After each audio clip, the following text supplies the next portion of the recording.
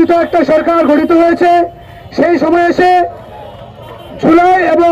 জুলাই সনদ নিয়ে এখানে দাঁড়িয়ে দাবি জানানো লাগবে, সেটা আমরা কখনো প্রত্যাশা করি নাই।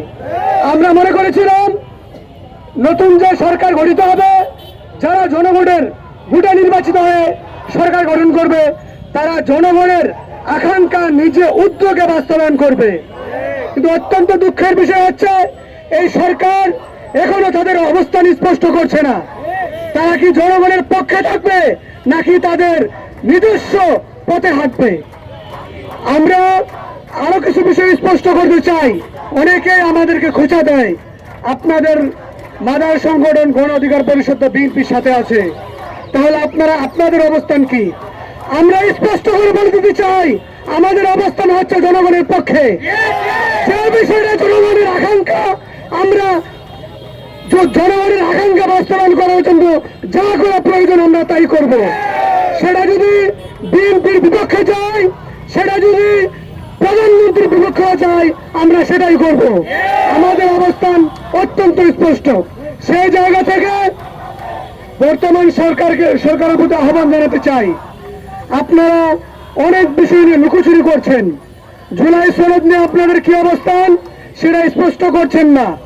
গণভোট নিয়ে আপনাদের কি অবস্থান সেটা নিয়ে আপনারা তালবাহানা করছেন।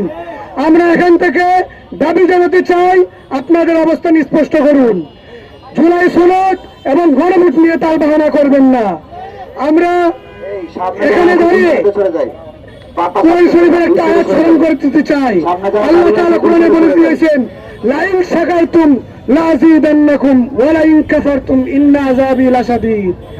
তোমরা যখন শুকরিয়া আদায় করবা কোনো কিছু পাওয়ার পর, তাহলে আল্লাহ তাআলা তোমাদেরকে সেই যে শুকরিয়া আদায় করছো সেই নিয়ামতকে আরো বড় করে দিবে, বাড়াইয়া দিবে।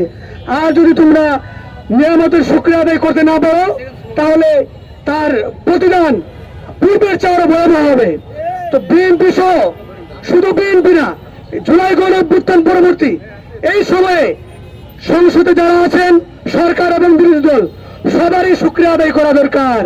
আপনারা কিন্তু বিগত 17 বছর বিরোধী দল এবং সরকার দল উভয়ই মজলুম ছিলেন, আপনাদের কারোই রেহাই ছিল না। অতএব আপনারা ভুলে যাবেন না, আওয়ামী লীগের ব্যাপারে কারো আপোষ করা উচিত হবে না। যদি মনে করেন আওয়ামী লীগ আসলে আপনারা ভালো থাকবেন, তাহলে কারো জন্যই ভালো হবে না। বিএনপির যেমন পরিণাম হবে, জামাতে ইসলাম সহ গণ অধিকার পরিষদ সহ সবার জন্য ভয়াবহ পরিণাম হবে।